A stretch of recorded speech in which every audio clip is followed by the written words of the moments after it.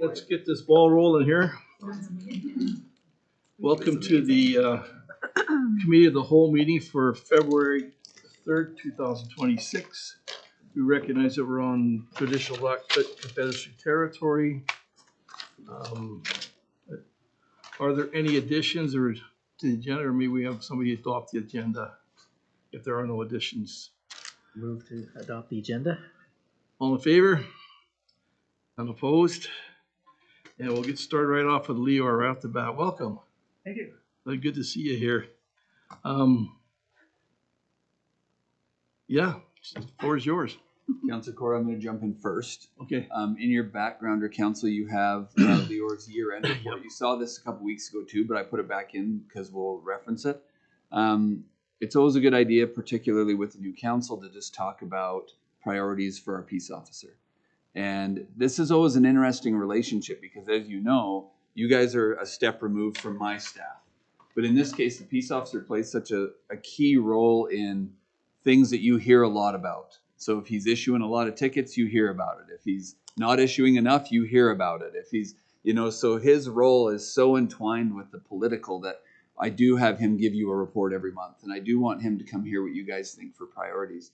Leo and I, we've been, how many years as CPO now? 3? 2?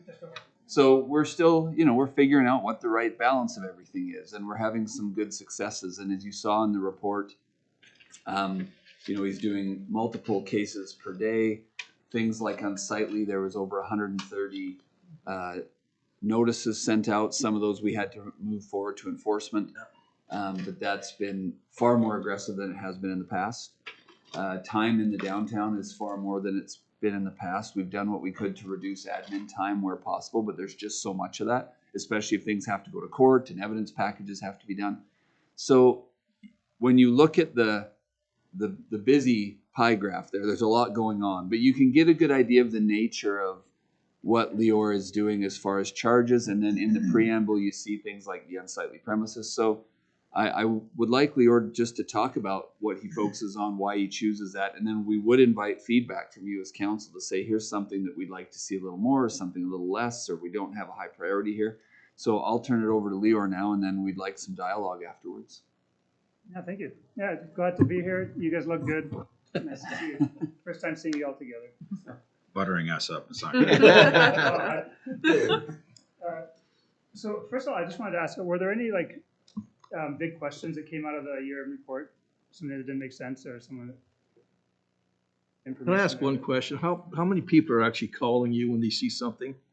Not very many. So I had 440 cases. 363 cases, and only 64 of those were result of someone calling. It'd sure be nice if we could convince the population to get on the phone if they see something and tell you, because I think that's a big part of your battle. You can't be everywhere. So yeah, and it's also calling when things happen, not like later on, because often people call and say, "Oh, you should have, this happened here." It's like, yeah, I've got to be there. So yeah, that is an interesting statistic, and it's been consistent that way. Like I looked in the years past, because I was kind of shocked when I first saw that number, and it's fairly consistent for here. So Jeff and I have had a conversation about that and talked about, what might be some of the reasons why people don't call, and have tried to resolve or come up with some ideas of how we might be able to engage calling. One thing that we are doing is we're really encouraging people to go online and submit it online, and we made that easier, and it's quite a bit more streamlined for me and for the complainant. So I expect the number to go up of complaints brought in from other people. So, okay. But yeah, I mean, the number also does have some good, 299 things that I notice when I'm out and about. So that means that being out and about is important, and so constantly trying to reduce the admin time so we can spend more time outside. Any other questions that came out of that? If not, I'll just kind of give you an idea of what was kind of the focus when I first got hired on as an animal control officer, and how we've moved and where we're at now. So when I first got hired on, I was hired as an animal control officer because animals were kind of the main focus. And and we spent most of our time, including the peace officer at the time, doing animal control. And I think we've really got on top of that, and so I've kind of put that on the back burner a little bit, and we're not really as proactive as we used to be. Part of it is because we just don't have as many problems. Like people hardly ever complain about dogs anymore. So we'll see. Yeah, that can change at any moment, but for now, that's kind of the direction we're going with that. Daily foot patrols were a focus back then, and they still remained a focus, and I've increased foot patrols, and I hope to be able to even increase them a little bit this year, just because out of all these numbers, most of these numbers, if you see in the back, most of them are things that happen downtown. And just being out there is really beneficial. And then unsightly properties, when I first started, the process was too cumbersome. And so it was very difficult to do. So Joshua and I worked on streamlining the process, and now I still will continue to do active unsightly enforcement. In the summertime, we primarily target lawns, and then everything else is typically by complaint, like all of the other kind of ugly places, unless it's really, really, just in a terrible place or is really, really egregious. Currently, as I mentioned, I'm working less on animal control. I'm hoping to do at least as many foot patrols as before or more. I'm still really active in the schools, and I think that there's a lot of benefit there, primarily in traffic enforcement, because I build a rapport with the kids when they're in junior high. That seems to be like the right age to build that rapport with them. And then when they get their driver's licenses and start having more independence and maybe get into a little bit of trouble, I have that rapport with them, and it's much better. Like I've noticed in the last couple of years, the kids that I have a rapport with, it's really easy to deal with, and they've mostly, because there's mutual respect, they seem to follow the rules, to the best that they can. And kids that I have no rapport with, it is more difficult to deal with, and so I find that to be valuable, but I do look forward to hearing what you guys think about that here in just a minute. Unsightly lawns, as I said before, I'm going to continue working hard on that partially because the process is so easy, but I think we've seen really good results. And the idea is to make the neighborhoods a little bit better every year, because some neighborhoods still have a lot of work that need to be done there. But if we try to get people to do everything in one shot, it's difficult for us and difficult for them. And we found that just increasing the standard each year has kind of has worked. And really, with all of this enforcement, one thing I've noticed about Cardston is as soon as you get the ball rolling, like people aren't used to enforcement here. As soon as you get the ball rolling, if you keep it going, then it's quite simple. But it's that beginning stage that's difficult for people to kind of wrap their head around. And every small town is the same. So in the past, I haven't done very much active traffic control, traffic enforcement. It was sort of just, if I happened to spot something happening, I would work on that. But I have included a little bit more active traffic enforcement this year than I was doing in the past. And there's a couple of reasons. First of all, of course, is just to increase safety. Unfortunately, people, there are lots of ways to motivate people, but ticketing is a big motivator. And I can say that since I've increased my enforcement, I've seen a decrease. It's becoming harder and harder to find violations, which is a good thing. It's a little bit frustrating sometimes because, not that I enjoy giving people tickets. It can be difficult, but that's good. And then community involvement has always been a big goal for me, like just attending events and being engaged with things. I've felt like that's always paid good dividends. And so I just want to give you a little bit of a rundown of what what my day looks like so that you can give me some input on it. So in the winters, during the school season, I always start early enough so I can make it to the school zones, because the only place in Cardston that has a lot of traffic is the elementary school first thing in the morning. So I try to hit that every school day that I can. Then I typically go from there into like vehicle patrol. There's typically some things that I need to check out around town, so I drive around, check out whatever it is that needs to be checked out. And then I typically come back to the office and start doing a little bit of admin, just to kind of get caught up on that. And I try to get on a foot patrol right around 10 o'clock. I find that it's a time where, first of all, there's a lot of activity that we don't like on Main Street. And I find that if I get on it at 10 o'clock, then by the time lunchtime comes around and people are sort of wanting to be downtown, I maybe have made a little bit more progress on it. I'm ahead of the game. And then I always try to get out right at 12 o'clock or 11:30, something like that, so I can, talk to, people in the stores and whatever. And then the school kids make town really busy as well, so that is just another reason why I try to be out at 12. And then after my my lunchtime foot patrol, I just fill the day with whatever there is. If there's Viola complaints, I kind of focus on that right away. If not, then I'll do some traffic or whatever there is to do. And then I try to finish back at the schools.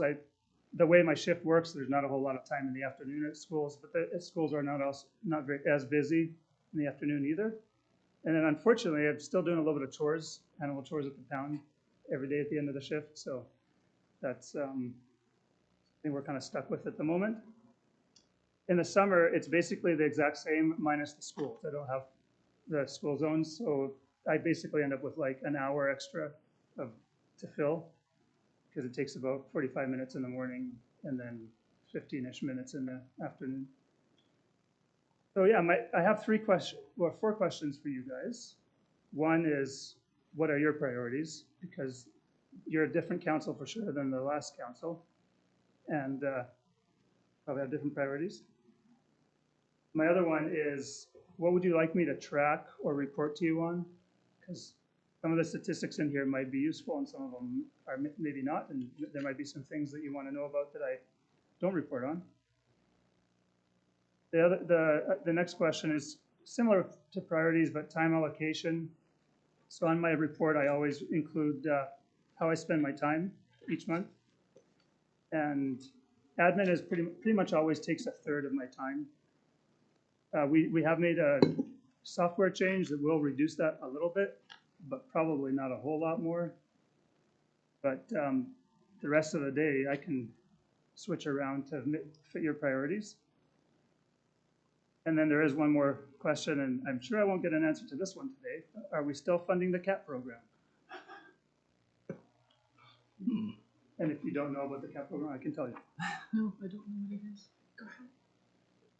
Yeah, so for those of you who don't know about the CAT program, we have a cat rescue organization in town that does spay, neuter, and release. And we've had a lot of debate about whether we think that's good or not. But a few years ago, that decision was made to fund them annually, and so they get $2,500. And that goes into an account at the vets, and they spend that. It's supposed to be just for spay, neuter, and ear tattoo or ear clipping. And so, yeah, my opinion is that the people of Cardston do not want cats anywhere in no way, shape, or form. And the reality of spay, neuter, release is that you're still releasing animals back into the neighborhood. Is that in the budget this year? The cat? It is, yeah, but it hasn't been paid out yet, so that's why. Okay. And if I might, on all those questions, this is something we can have on your next agenda to tidy up a little bit too. But for sure tonight, if there's any early thoughts, that's welcomed. Yeah, he's asked 4 questions. He heard the mayor give us a talk. He's, in my mind, a fantastic peace officer. So he does a very good job with a very difficult environment. So we'll start over here with Mayor Brown and work our way around the table if you like. If you got questions for him. So I think you do a fantastic job. I hope you know that. Like Councillor Court said, it's a thankless job for sure. I personally really like how you're spending your time during the day. I think at the end of your report, you said, in your focuses for the next year, improving traffic safely, physical changes, as well as increasing enforcement time, surveillance throughout the town. Anyway, I like where you're going with all of this. I will say I love the how you've helped people have that come to Jesus moment on their yards, and we've gotten a lot of that cleaned up, and so I'm getting less neighbor calls. I do like the online portal and whenever I get a call, I say, that's a great idea, go online. I think people's biggest scare is they think you're going to go to the people and say, well, Paula Brown said, and so they're nervous about that, but that's not what we do. So I love how you're the downtown and hearing from the businesses that when you're downtown, there's a huge difference in the element that's going on downtown. I will also say in regards to the dogs, I mean, yesterday the Blood Tribe just did a state of emergency out on the Blood Tribe for biting dogs. So us being that close and not having a problem is thanks to you and Gary. So please pass along. I do have a question in regards to why are you doing the animal chores? Why is that still under you? So when we hired Gary, since we've hired Gary, he's had some pretty serious medical issues. Oh. And he also lives quite a ways away from town. So Oh. it's over half an hour, I believe, to get here. So Okay. the difficulty is he does such an amazing job at what he does that we don't want to just necessarily let him go, because I think we really struggle to find someone that can do what he's doing. Gotcha. But he's not able to work long enough of a shift to Okay. cover the role. Thank you. If I could mention too, Mayor, Gary starts, if you ever go downtown super early, he does all the garbages down Main Street and in the parks every day. So he Okay. gets going before there's traffic down there, and so he has a later shift. And so that's just part of it too. But yeah, Gary's just on shorter shifts right now. Okay, so he's not just doing dogs; he's doing other No, he things. does garbage. Oh yeah, he Okay. does a lot. And there is also just a logistical thing that most of these dogs that we have are not potty trained. And so if you let him in back in the pound and you lock him up for the night at 1 o'clock or 2 o'clock, by the time you show up in the morning, it's a mess, like a real disaster. So our goal is to always push it as late as possible. So that's just another reason why it only takes me about 15 minutes, but it is just another thing that. Yep, I get you. added on, so. Thank you. And then just one more comment about the online portal. One reason we're really pushing that is when I go to people's houses and tell them there's a problem there, they always want to know, how did you find out about it? And I never say people's names, but it's just a little bit easier for me when I can say, someone sent an online complaint about this, instead of me saying, I'm here on your door because of my own doing, because it puts the blame a little bit on someone else, and that makes it a lot easier for me in the enforcement. Agreed. Just very impressed with how much information you do have provided. Yeah, it's awesome.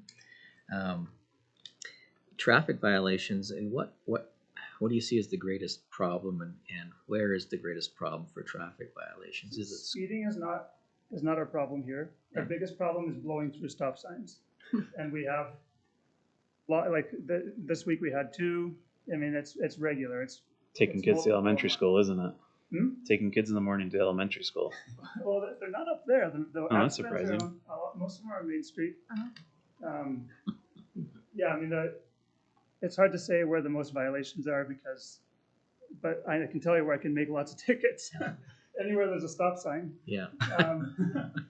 Yeah, so blowing it through a stop sign is really our biggest issue here. I mean, I can find speeding tickets, but what's actually dangerous and what is causing collisions is blowing through stop signs. When I was living on 9th Street way back when, it was worth your life to drive down 3rd Avenue going to school, because they blow right through those side streets like you're not even there. So I'm glad you're focusing on that. Anything else? Just really appreciate the foot patrol. We love it. As a business manager on Main Street, we really notice that effort, and we thank you for it. Councilor Court, if I could just mention something to Councilor Johnson's question. The previous councilors, you'll remember, we brought you like a list of 30 or 40 traffic areas that we wanted to make some changes, and we got your priorities. Leor met with the RCMP, the driver's ed instructor or the guy that does the driving exams. We met with a number of stakeholders, and we compiled a priority list. And in your budget, it's not a big amount, but there's some to just start changing some signs and moving signs to better locations and buying new signage. And so we're starting to pick away at these from high to low priority. And that's just going to be our first year this year on that.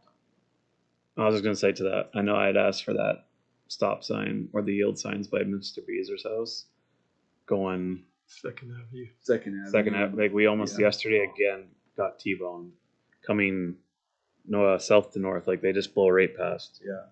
So there's stop signs there already? There's yield signs. Oh. And they should be stop signs. And personally, this is my opinion, not that we're going to go on this wrong, but I know on that intersection, one of the intersections, there's like kind of like weird man-made rumble strips. I would love for those to be at every intersection, like 30, 40 feet before the stop sign. Maybe it gets their head like, oh, just something like that. I don't know if that's possible, but What intersection is that on? Because that's not on I- the list. I'll get it up. And, Second Avenue. Third or fourth? Fourth. It's about 2 or 3 blocks up from the hospital. Second Avenue and Fourth. Oh, I've almost been too golden. Anyways, no, you're doing a great job. But it's not on the list. You're doing a great job. I mean, the only thing I would ask is what percentage of things do you see going to court that are not being, that are just tossed out? Majority of stuff that you go see? No, so traffic, almost everybody pays traffic. Their Yeah. traffic tickets. So I'm talking like the yeah, downtown the other stuff. like we just don't even write the tickets because it doesn't, because we know that the criminal stuff is not getting anywhere. So we don't even bother with like urinate in public or those things. So there's nothing we can really, like, what do we do? Well, there's two ways. We can write a ticket every time and inundate the court with tickets. Just wasting your time, But- probably. It's wasting everybody's time. It's just And stupid. so what we try to do is just make it a miserable experience. And the reality is that almost if I can search them, that's really miserable for them. The because reality there's is always if it was me peeing on Main Street, I would probably get jail time or something.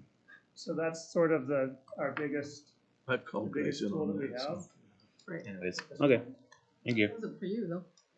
yeah, it's an ongoing problem. 2 nights ago, after you're off shift, there's a guy laying right flat out on the street on the Cahoon. There's 2 problems with that. The guy laying flat out on the street and the Cahoon. It's a mess. And so they just kind of attract to that. So that's understandable that you can't see it all the time. If I get a chance, I call it in. I mean, I came back 5 minutes later and he's up and gone, but that's the problem there too. They're only there a short time and then they go on Just there. one last thing. I think we should administratively, like, maybe promote that more on social medias too. You know, whether it's twice a month or once monthly, I don't know. This would be like, here's the resources, here's how you call Lear, here's the online portal, like everything, like just blast it. So, Yeah, anyways, we had somebody call a drug. They thought someone was dealing drugs, so they called, and we ended up getting there right on time. Caught the guy, and the court. This was a really good story. The court banned him from town permanently, like he was not allowed back in town for any reason. Good. So there are some success stories like that, but when people call, it makes a huge difference. thanks. That's a reminder.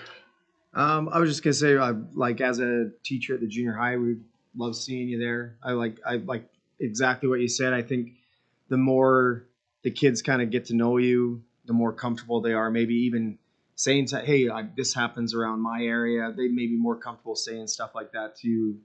And like you said, as they get older, maybe get into a little bit more mischief, you have some kind of rapport with them, and you can talk to them, and maybe ease in the right direction that you need to be.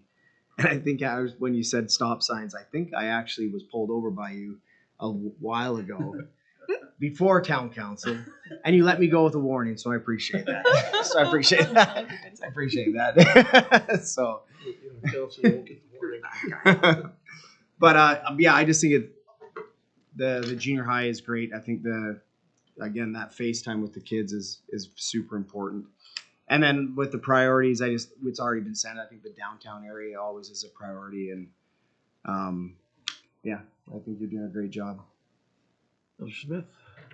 3 quick things. One, I've had people talk to me about the noise of the big black trucks that are driving around all town late at night, And it seems like it always is a black truck for some reason, but anyway, Yeah. so that one. And then the other one, we're kitty corner from the elementary school. My husband sat there and counted the cars. 8 out of 10 blew right through the stop sign. That's right. So, yeah, we're glad to see you there. And the other one was, you mentioned that there's fines for property that's not being cared for. So what kind of fines can be imposed on the owner of Cahoon Hotel? So We'll talk. I'll talk about the fines really quickly first, and then Yeah. we'll talk about the Corona. So we are actually going to we're hoping to open the unsightly bylaw and work on the fines a little bit, because what we had before was not sufficient. Now we just put one $500 fine. We thought that'd be a great idea, but we're running into some issues with that as well. Just being that if someone has a minor issue, it's kind of heartless to issue them a $500 fine. Mm-hmm. And so we do need to work on the fine schedule a little bit and have a little bit more of a few different options that I can pick from. And then we also, we used to issue municipal fines, and they never got paid. So then we went to the provincial fines, but then the issue there is it's a done deal. Once I issue it to the court, there's no chance to give people time to work on things. And what I like to do is issue the ticket and then say, if you fix this in 2 weeks or a month, I'll cancel the ticket. So we need to do some work on the numbers. The Cahoon Hotel, I mean, I can fine them every day and Yeah. just continue to issue the fines. The difficulty is and it goes, would they pay the fines? And then Would it be enough to is it enough? impact them? Yeah, like for that, Yeah, I get is that. it big enough of a hammer for that situation there? Right. But it is an issue because everybody knows that the Cahoon is in breach of so many bylaws, and it's hard to say to someone, clean your house, when they say, well, what about the Cahoon? Or Yeah. clean your store, when they say, what about the Cahoon? Councilor Gore, if I just mention, and please correct me if I'm wrong, but one of the things we changed on Unsightly was, like, what people are getting is an order to comply. Mm-hmm. So they're being told, you're in violation, and you have X amount of time to comply, so we're not issuing a ticket. And if they don't comply, we send a contractor to fix the problem, and we bill them that cost. Because now we're not trying to enforce tickets. We're trying to we want compliance with the bylaw. That's the goal. And so we found that to be, it has its flaws, but we found that to be a much smoother, quicker system to say, Jan Smith, you were found on this date to be in non-compliance. You have 4 weeks to remedy it, or we're sending someone to do it and you're paying that cost. And that's the letter that people are getting. They're not getting a ticket per se. So why can't we send that to the owner of the Cahoon and say, we're going to have it demolished, and you can pay the bill if you don't do it? So, good question, You and can it force that on requires them. way more discussion. Yeah. Yeah. That we need to have, by the way. Yeah. But it's way more punitive and way more financially complicated. But we need to have that discussion. Can I just ask about one other house real quick, from the Royal Bank east to the No Frills? Maybe On the not north- on, maybe Not not, specifically, no. maybe not on here. Maybe you can put it Oh, on okay, here sure. online. Yeah, that's fine. Yeah, I'm pretty sure I know what house you're talking about, and there's enforcement that's already happening on that. We've just been watching it and But- been curious. Oh, well, maybe I don't know, but we can talk about it some other time. But Please. You can put it online. I'll put it online. Yeah, put it Sounds online. good, and then I'll respond to you. To answer the noise, we do get a lot of noise complaints because of pickup trucks. The difficulty there is people never give us the license plate. That's the only way, because we're not there when it happens. Yeah. Most of them are school kids. It's a little bit of a tough, for me, it's a tough one because here's a kid that's got a job, he bought his own truck, and they're not purposefully putting most of them are not on purpose putting a big muffler on. They're just a junky old truck. And so Went it across is a the little street. bit tough to enforce, but Yeah. because we have to be there, we have to hear it, and then it's like we have to measure the sound. And I'll tell the people. but Get people their get license plates. That's what I always tell them when they complain is try to get a license plate, A little hard to do at 1 o'clock in the morning as they're going up the bypass behind my house. or just even a description. 'Cause I they're know the really kids, roaring I know up which there. one drives them all, and I just have talks with them. I just tell them just. I think it's our, Don't want to get your truck off the road, so just drive carefully when you're going through I town. think it's our CAO going home behind my face. I'm Noise. in my red truck. It's Red well- truck. Red, it's not black. Councilor Yeah, South. it's not black though. Anyway, Leor, when you talked about what's most important, Main Street, Main Street, Main Street. And I appreciate the work that you're doing there. And maybe if you can drag some of your RCMP friends out a little more often, that would be grateful too. And along with Main Street, when you say, and I find it amusing when you say that, you know, there's absolutely no reason to write a ticket for urinating in public or anything like that. I get it. Maybe you could talk some of your friends on Main Street to urinate on the judge's shoes so that maybe they would take some of those things a little more seriously.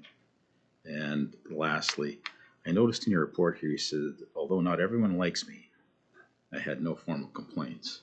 I can't believe that not everybody likes you. You're a likable guy. We all like you. And just to clarify on that, a formal complaint is, like, people do call and complain about me, but it never reaches a formal stage.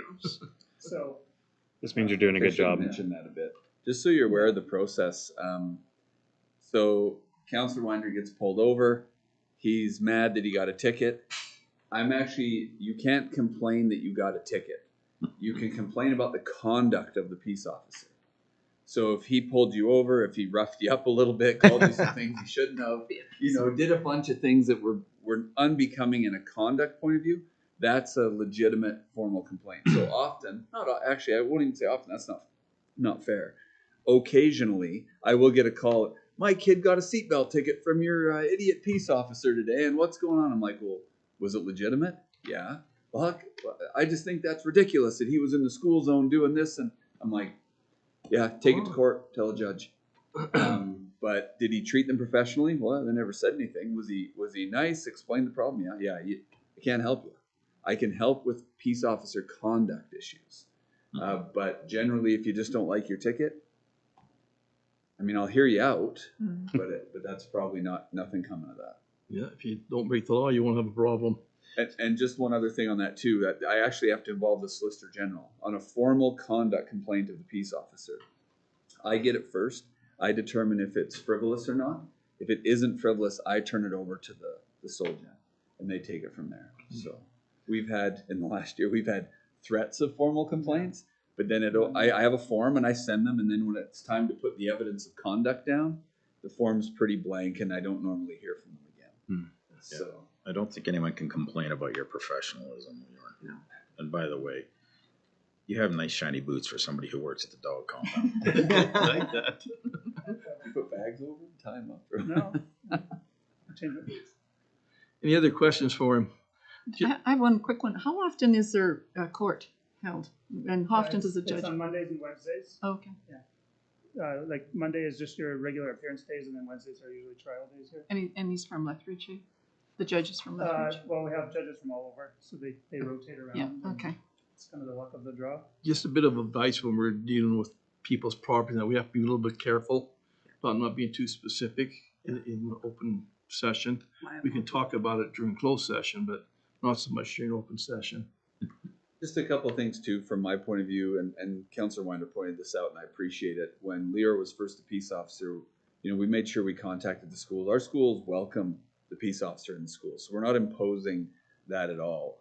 In fact, they'd probably like you there multiple times more than he is, and so we have a good rapport with those principals, those vice principals, and they welcome him there. And the RCMP as well, if you have a chance and ask Bob, he is really appreciative of our peace officer program as a community, but also our peace officers that we've had have been really good to work with the RCMP and vice versa. I would say that, to your point, Councillor South, we see the RCMP often with Leor in the downtown more often than we have historically, and our sergeant right now is incredibly supportive of that, and so are the constables. Yeah. So those relationships are very good, and I'm appreciative of that. Anything else? Well, thank you, Leor. It's probably supper time for you, so we appreciate everything you do. We're thrilled to have you as our peace officer. And if you don't want a ticket, don't break the law. Life is that simple. Yeah, the report, statistically, it's really easy to add a statistic to it or take one away. So if you're curious to know, hey, I'm one, next report, let me know about this or that. Just let me know ahead of time. It's just a click of a button. So thank you very much. Thank you. Have a good night. Thanks, Leor.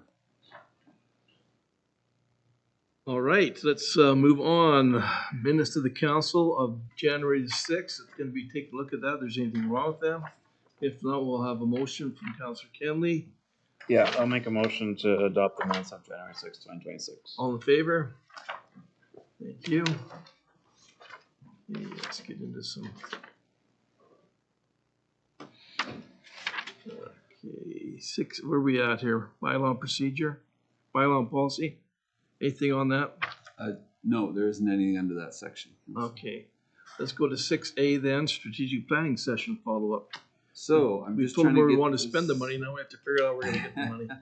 I'm just trying to get this pulled up, and because I had it already and now it's timing out on me, but give me 1 second here. If you can go to menti.com on your Again, devices. To what? like college over again. Minty? Yeah, please. So MENT, and I don't know why all of a sudden this froze up on me. Mine just came up. Minty. And I'll get you the number here right away. Come on. Go to login? Yeah, and so again, because it's not coming up on the screen, which is disappointing. 1 second. Just should be if you just go. I don't know if there's. You can do it on your computer. Just Tim. on my computer. Just any browser. Yeah. On your laptop. Okay, Just put the password in, I'll get you the Do number you think we here. would benefit from a second piece of? Or is it just going to be like overlapping? Doing Because here. we can't do much And of course, it covers, oh, there we go. So 59593074. 5959. 3074. So let me give a little bit of background. We took all your feedback from our session. You gave us a lot of those whats. What do we do to arrive at the end? There's a lot of stuff there. I would love to tell you that we have all the expertise, time, and resources to do it all right now. I don't. I'm being sarcastic there. So what we want to do tonight is we've grouped things into categories, and I'm still waiting for one more of you. It's me. Oh, 'cause okay. I'm All right. No problem. I doing- won't turn it until you're there. Log in and with it's all Google, Microsoft, Facebook. Am I in the wrong spot? You want to Just any, whatever browser you use, Joe, can you pop up on just whichever browser you prefer? They did a lot last year. That was the first summer that we really Is it just introduced that. menti.com? Yep. And you're Type in mentimeter.com. Minty. Oh, okay. Yeah, sorry, Mentimeter's on the back side of it where you build the stuff, and Menti is on the user end side. I went to here login, but that's not That's it. still Mentimeter, yeah. But you just want. So we took all that, and it's grouped into about 7 categories right now. And some of those categories have 7 or 8 things. There's quite a lot. Some of them have 3. It's just, hang on. So what we're hoping for tonight over the next few minutes is I want to take you through those categories. Now, also the handout you just got, when you look at the survey, it's truncated to 10 words or something, right? So I couldn't fit everything on the survey. So the paper you have will correspond in order with the slides we're going to do, and it has a more full Thank you. description. So if you want to have a look at that as you're filling it out, because it's more descriptive on the sheet you have than it will be on the survey. I didn't do a whole lot to run, 30 words down the survey because you can only see the first 10. So that's why I handed that out to accompany that. And this is the same process you did at the meeting. You're going to assign up to 100 points per item. And then it's just going to help us prioritize them. So there's still going to be yet another step. I'd love to tell you this is going to spit out your plan. But this gives us as administration saying, okay, it's clear. This is a priority. The other thing, I should mention, sorry, there were 3 things from your session that were obvious priorities. In fact, you won't even be voting on them in here. It was clear that there are priorities that we don't need you to help us prioritize. We know what they are. And those were around downtown and Main Street, recreation, and capital projects and infrastructure. So finish those capital projects, focus on recreation infrastructure, and some items for the downtown core. Unless you disagree with us, those were overwhelming priorities from the previous 2 surveys. And so we're not putting those on this one because we know we need to move forward there. So you're all on right now. So your slide should change right now. So again, similar to planning session, please Just open it. allocate. What's that? It'll come up. It'll pop up for you. Okay, just hasn't changed yet. Yeah. please allocate up to 100 points per category. There's 7 categories, and the handout has a more thorough explanation. So, Councillor Court, did yours change? You just have to go to the next slide. Oh, do you Ours is on this. Yeah. ask new question? No, I'll have it here. So, do all your screens say similar to the planning session? Yeah. No. Okay. Mine isn't. You go all. Can you? Are you all the way up? Yeah.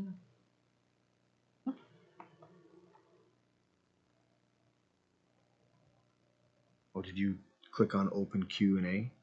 Mm-hmm. Yeah, no, don't open the Q&A yet. Back. Go back. Yeah. Okay. Get out of there. You'll open anyhow. There's the 5959. What was it? Oh, let me go back here. What? 59593074. Kick me out for some reason. Join. Okay, go back. So I backed up, so all of you probably backed up. So now I'm forward Don't go on the again. Q&A. Okay. So if I go to this next slide now, do you have prioritize intermunicipal relation plans? Yep. Yeah. Okay. So if you would, start allocating your priorities. And I know some of them are kind of similar. This isn't going to be like super scientific, but it's going to give us a good idea. So please allocate your numbers. And we got 7 of these to do.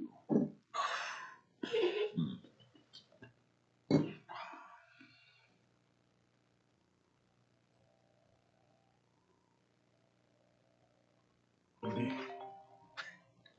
So it's coming through my phone or through my.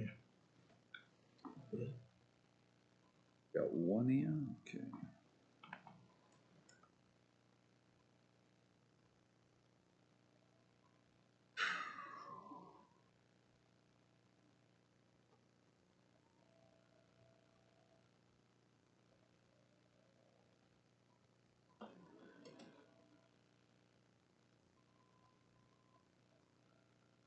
Jeff, can you just explain one? Yeah.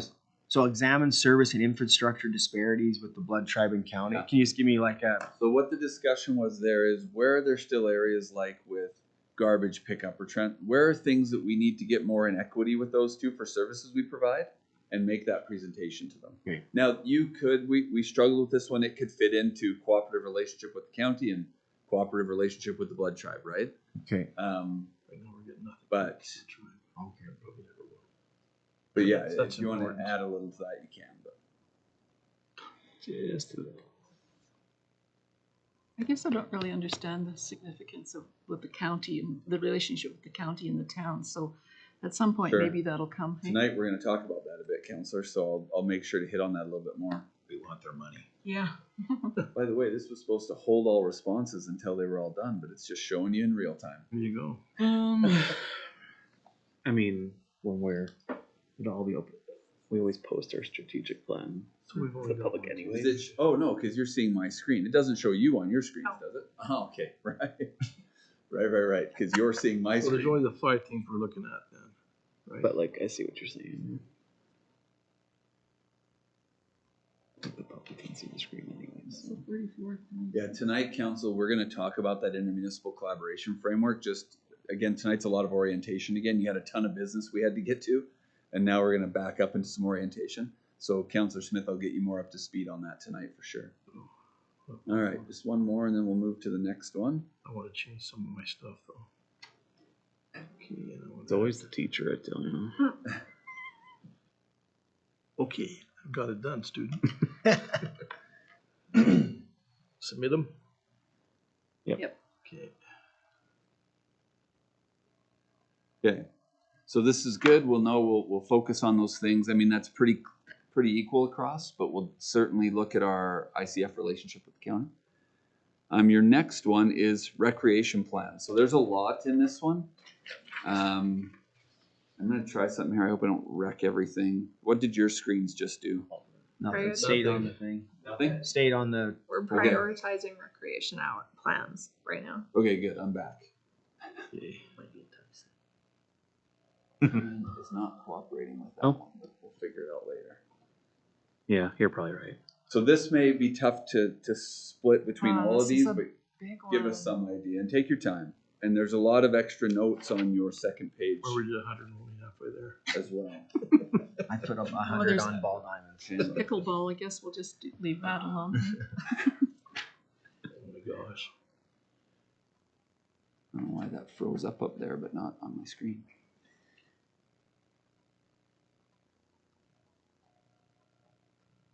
I do not random, but with the pickleball thing, I understand the MOU, but couldn't like I know it says and install additional fencing, but is that not so much a priority of ours rather than it could just be added to the rec plan? Yes.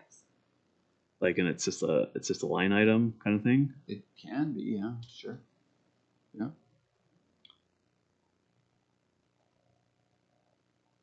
Hey Jill, can you restart that? I don't know why it's frozen up on me up there, but my computer isn't frozen up. It's just the picture on there did. And it's not critical if that one's going either. I just didn't know if it would restart the projector. Because I shut off the air media, but it's still showing that. And you can leave it for a few minutes. It needs to cool for a bit.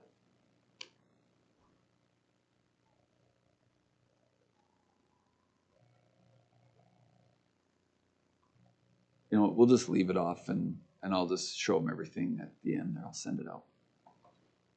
I'll turn that light on.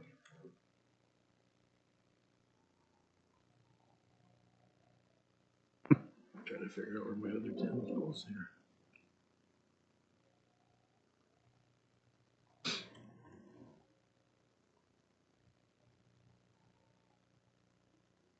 Oh yeah. We could have had some wagering going here. Oops. What happened? Problem is I can see as they come in real time. What am I missing? Oh, it's only gonna be 90. Mine's not. Counted for me. It's 10. It's 0. Mine's Oh, not. I'm trying to add them up here. I missed that one right there. Never mind. Mine's not letting me put my numbers in. Yeah, mine's not either. It's just Oh really? Probably because you're up past 100 already. No, Yeah, I'm it not. wasn't. I'm at 75. it's changed my numbers for me. Yeah. Really? Yeah, mine was too. I I put put one in for 1, 12. Yeah. Oh, interesting. Now it's not even let me. Well, now it's 18. I didn't do that. I have 2 of them in. Yeah, I'm not in. I just changed one of mine. Well, I guess see what it gives you as your total and When somebody submits, do all your numbers change? Are you there, Mayor? It's No. thinking for you. Sorry? So you're not using Chat GPT and it's doing all your thinking for you. Yeah, that's exactly what's probably happening. But no. So it's giving me. Sorry, refresh. I put 100. I put 100 on the ball diamond. So Quite a few. did that work okay? I didn't know what it would I do. use if you tried to ChatGPT refresh that. every day of my I life. use chat. Yeah, I love it. My wife thinks I have issues because I like have conversations with it all the time. I just used it today. To It's so make much a- easier than Google. Like, Yeah, I Just just like- use it as a search engine. yes, now. 100%. Mine Yeah. was make me a lesson about Canadian political parties. Oh man, teachers have it easy now. It's amazing. Yeah, you teach us that. Right at top of the audience perspective. Okay, they're all in. Thank you. I'll get you all this results too after the fact. So there was almost a 3-way tie at the top. Improve and maintain walking trails. Consider strategic options for Agrodome and upgrade golf course to higher standard to approve appeal. And explore our assets to fund higher impact recreation. Those were the top 4. Okay, next. The hospital and health plans. So that's your 3rd sheet as well if you need any further details. We should ask this one after tomorrow. Or after next week, because she's seen the premiums coming down, so.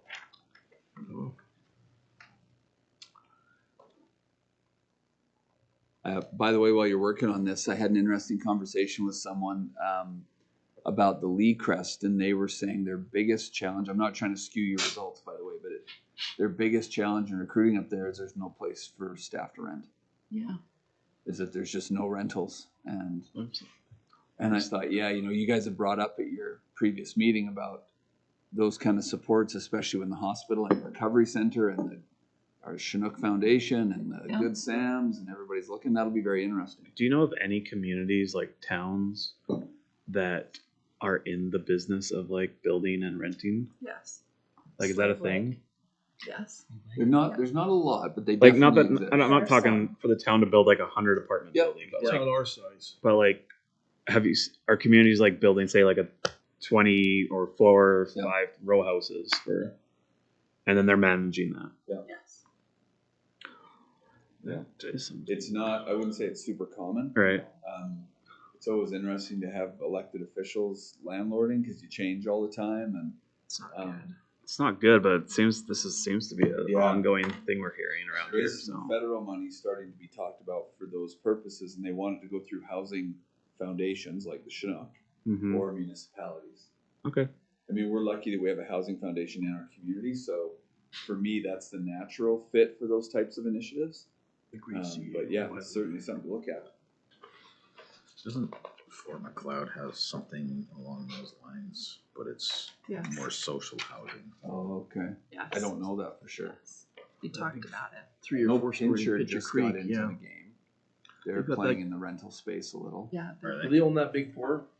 I'm not story sure. that's- Do Yeah, they? I would love the That town was- to own 5 or 10 rent Be like time to go talk to town Pincher. townhouses that are the specific you have to be working in. I don't know if you can do that. So somebody, the know person if I you was talking can, to like- said, could you have an apartment building where you had to have a referral from an approved employer Yes. to be able to live there? Wow. So you had to work for the Good Sam's, the Recovery Center, age. Because I don't know if you can't like discriminate, right? Could you do that? And yeah, it's a form of discrimination by employer, but could the municipality try and focus on a need? And I think it's something interesting to pursue. Could run into some issues, Yeah. but Okay, I got one more coming. Oh, mine says try again. oh, Sorry, we're a bit too easy talking. What did we do wrong here? When I was a student teaching for Mr. Court here, I taught him PowerPoint. A long time ago. Look how that's going. Yeah, I was gonna say, So, Got 100 points Can you here. slide on over very there on again? instructions. How come I won't do it? The Counselor Winder problem. Okay, Yeah. 40, 80, 20. So click submit at the bottom. I did twice. well, 40, 80, and 20 There you is go. more than. There we go. It came through. Here, I got it. third time. Okay. I may be old, but Uh, Next one's coming up, everybody. So this is communication plans and prioritizing communication plans. So just 4 of them. I forgot to look at where those ones all landed after it was in, but I don't want to mess it up by going back now.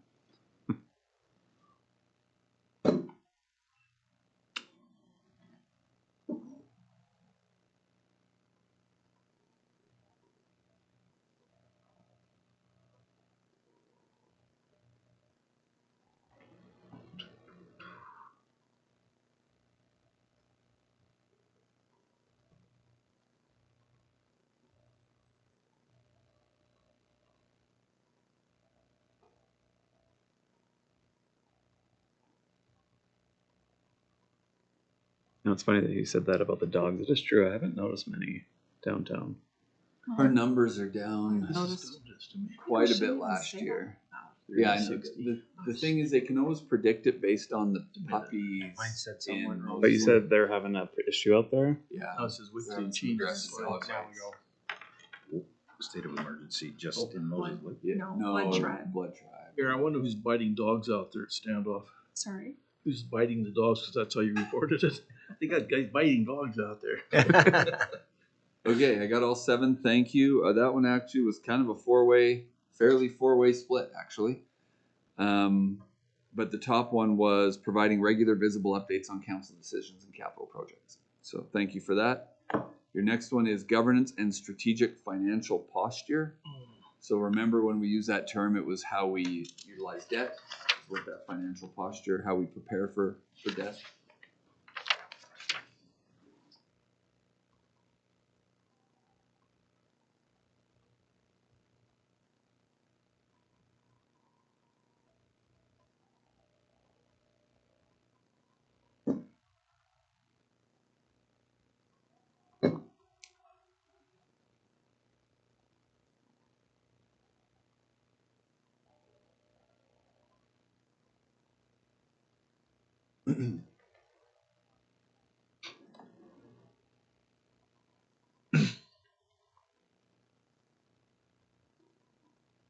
Yeah, that's mine.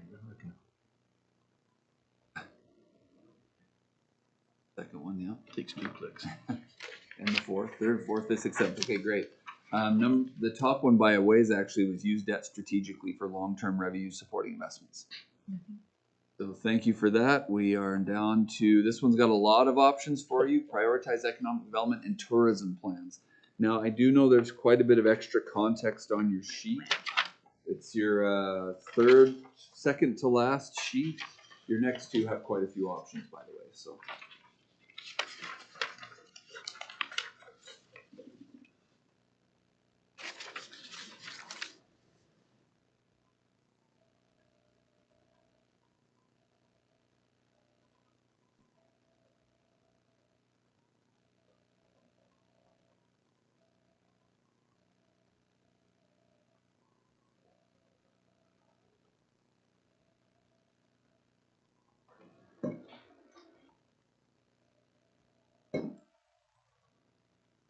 You will notice that your last option, it uses the word removal very specifically. It's not just about finding and being inconvenient. It's with an effort to getting it gone. So that seemed to be what we heard quite clearly. Now that also overlaps on the downtown stuff, but that one was talked about in both categories. Need to make my point more clear.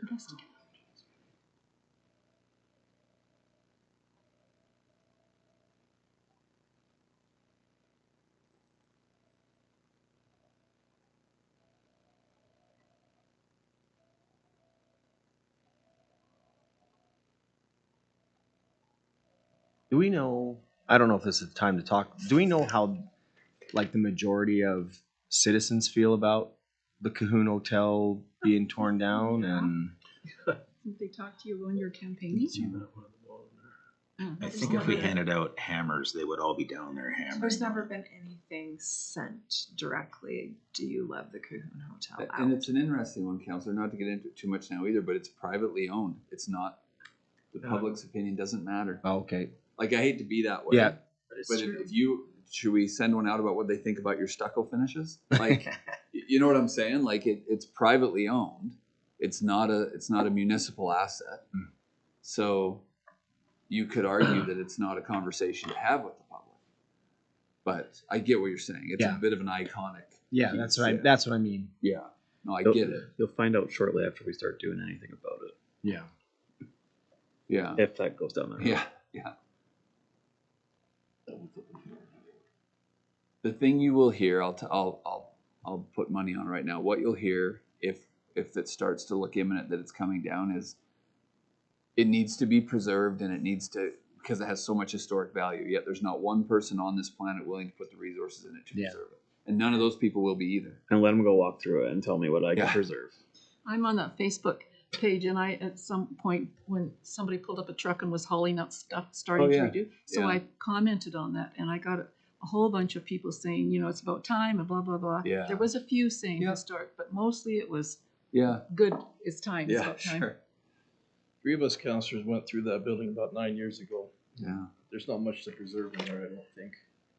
Not unless you got about $5 or $10 million you want It's to. got great dirt under it.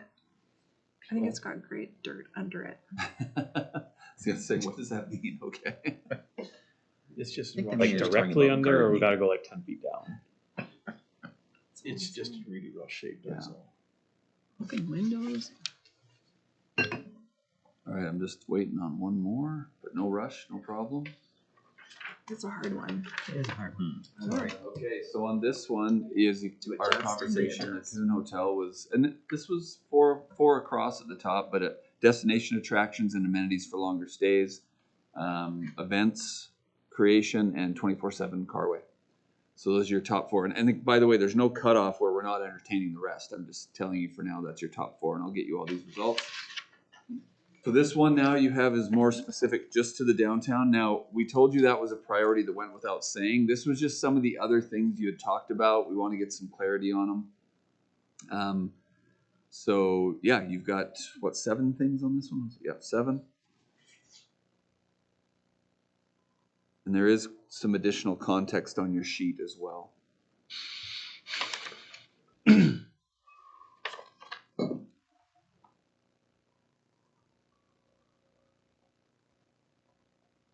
I appreciate you going through this exercise because it's tough to concisely say, oh, if we vote strongly for this one, it's just easy to do. Some of these are terribly complex, but we'll do the work to try and figure that out.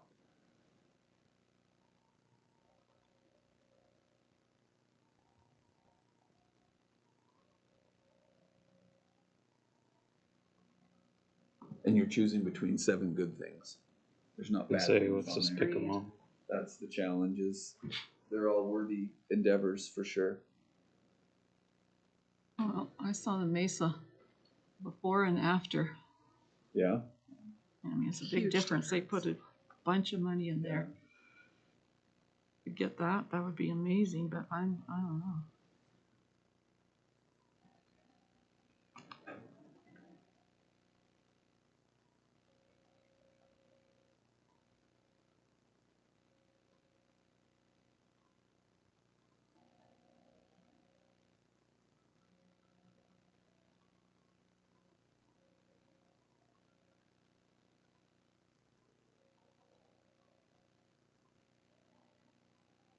But I gotta keep it alive.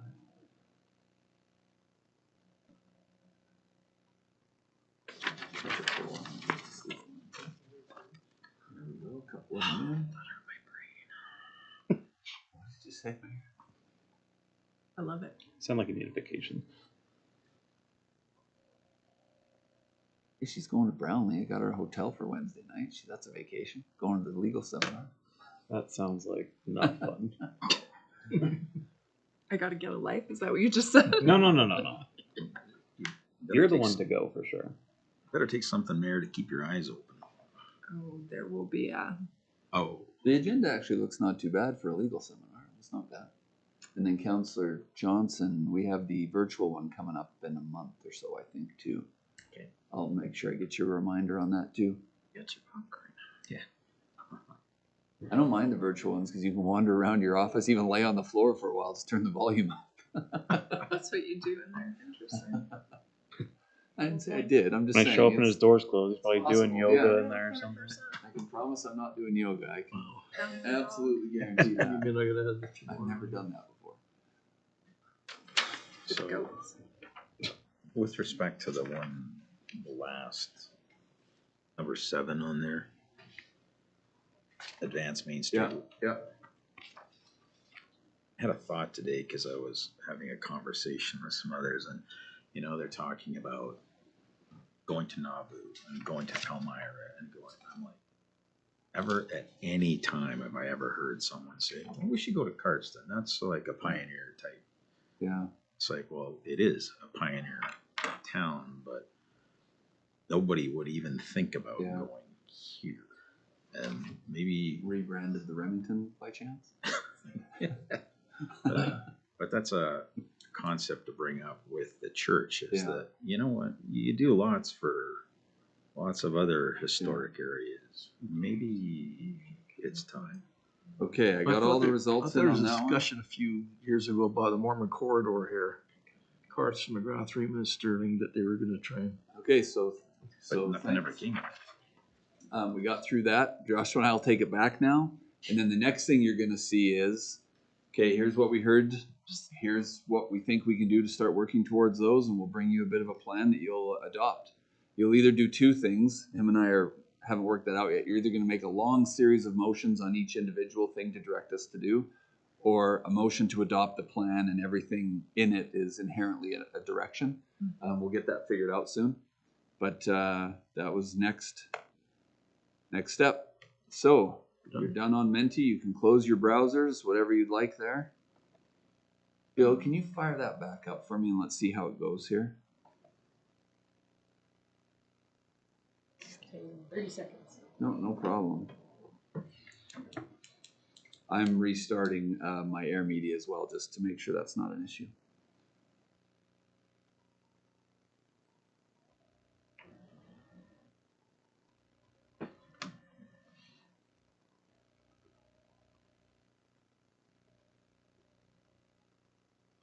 I'm assuming this infrastructure master plan is a Yep. massive document. So It's yeah, set I up was in just here. gonna touch on a couple of things on that. And this is all dependent on if this is gonna work well, which it looks like it will. Yes, if you could, Joshua.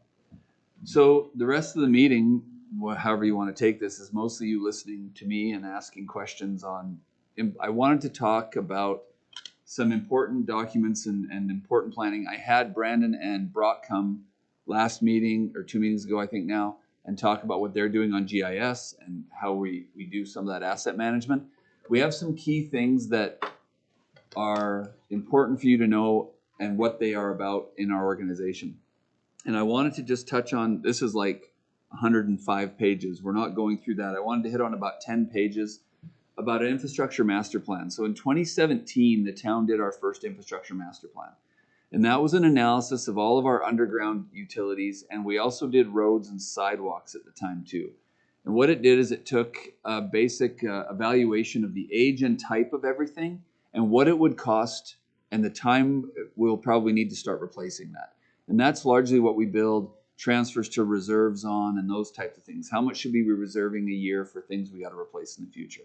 And again, this is largely looking underground, but there's a lot of text in here. I just wanted to touch on a few of the maps that I find are quite helpful, just getting a feeling for, let me just jump here. So a couple of things in here, just to give you an idea if you get asked about this.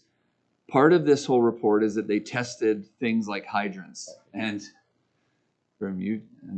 so they tested hydrants and they look at flows and they look at pressures in different parts of the community. And there's some maps that show that I'll talk about a little bit later. And they give all those results. The thing with our infrastructure master plan is we update it every 5 years with all the work we've done in those 5 years, and then we remodel the whole thing. So all this runs through a software system that models flows, models pressures, models capacities. We look at our capacity in wet weather. We look at our capacity in dry weather. So all those types of things. So it's quite comprehensive. I'll zoom out just a little bit here, but this is, I went to go for pages and I hit. So this is a map, for example, that shows the size of every water pipe in town. So the blue is 200 mil pipe, the light blue is 250, green is 300, and so on. And so that gives us an idea of what capacity we have when we model the system. And then if I go to page 27, this one's similar, but this map shows what each pipe is made out of.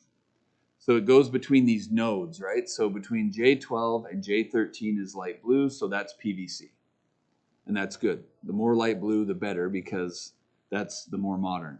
You get into some of these, there is still some steel pipe. In fact, our main line, if you can see my cursor in this left, this is the main line that brings all the water into town from the water plant. And it's a steel pipe.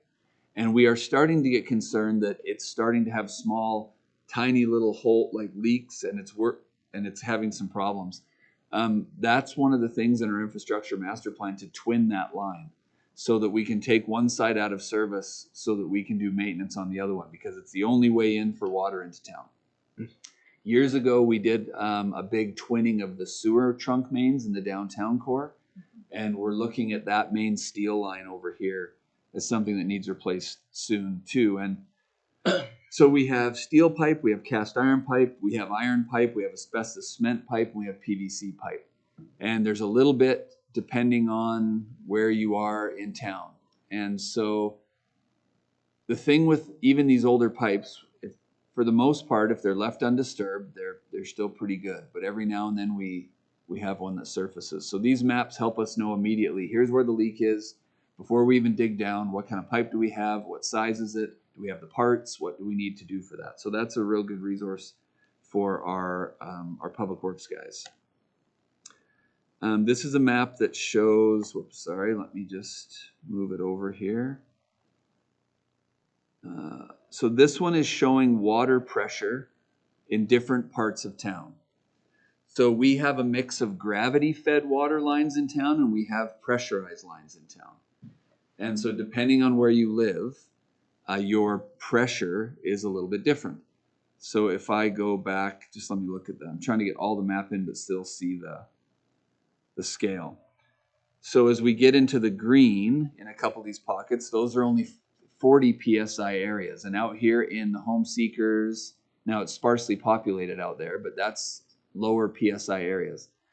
As we get more into up, that little assistant's going to drive me nuts, but as we get into here, we have some purple and we have some orange, so 80 PSI, 100 PSI, and this gives us an idea of the pressure in and around town. If I go to the next, this one is fire flows. So not pressure necessarily, but the volume that will come out at a hydrant in that area. And so we know we have areas, especially as you look at that southeast corner, where we get into lower amounts of volume that we can deliver there than we do in some of the core areas. So for the most part, we have fire flows of about 135 liters a second. There's a couple of areas. The orange out here gets down to 85 and then down to 60. So whenever we're looking at upgrades, the model will show us if you were to upsize this pipe here, it will upgrade your flows in a number of areas. The most recent place we did that in my career is we went in on 2nd Street East. So turn left after Rick's Auto and head down there, Doug Sheen's area. So we upgraded the water line sizing in that area because the flows at the junior high and the stake center were very, very low. And so it was being choked off in 2nd Street East. And so we'll look at the model and we'll replace infrastructure based on those kind of things. So that's a very helpful tool for us. 47. This one is sanitary flows. So we have flow meters that at any given time, I don't know if there's any in right now, but we'll have 2 or 3 flow meters in sewer lines in the town. And they've got a little SIM card in them, and they send, every couple of minutes, they send data to Brandon. And so he puts a flow meter in there, and it starts to measure, okay, at 7:30 in the morning when everyone's getting ready for work, here's our flows in these pipes. At 1 a.m., here's the flows in the pipes. Then we do it seasonally. In May and June, here's the flows in the pipes. In the winter, here's the flows in the pipes. And why that's important is if we have significantly more water in the sewer system in the spring and summer than we do in the winter, we have places where stormwater is infiltrating the sanitary system. And we don't want stormwater in the sanitary system. It should just be for sanitary fluid. We want that going over surface and down the streets into the creek. So we monitor those things and then we model it. So this is telling you, in this case, this is giving us pipe capacity utilization. I think it said in dry weather flow, okay? So we monitor and say in dry weather, we know most of these are black, by the way. They are 0 to 120% utilization. So we don't have too many, in dry weather, we don't have any capacity issues in the sanitary system. That's essentially what this table shows us.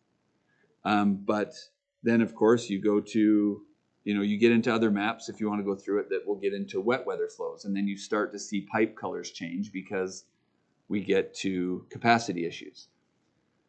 Our biggest, for sanitary sewer, our biggest point of concern in the whole town is at the lift station down by No Frills. So everything in town collects, goes through a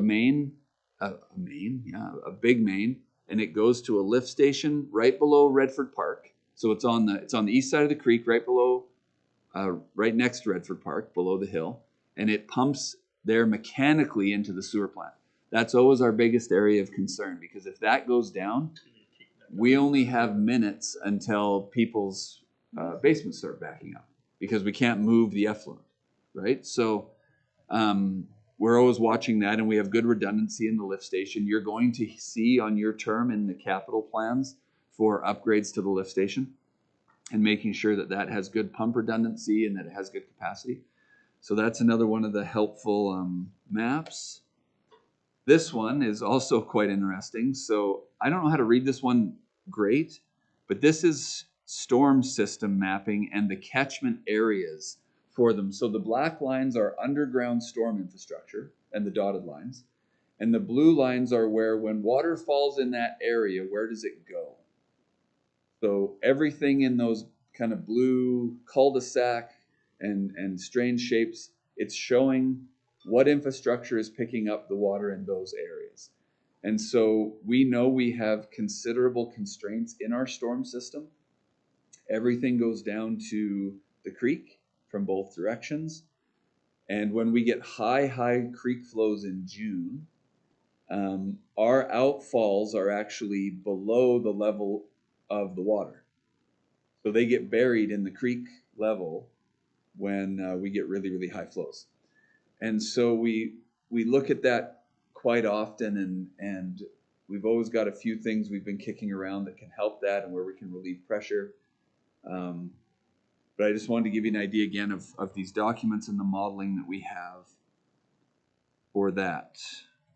One other thing just of interest, this is an interesting map we did where this is identifying all of our intersections and which intersections have ramps on the corners and which don't.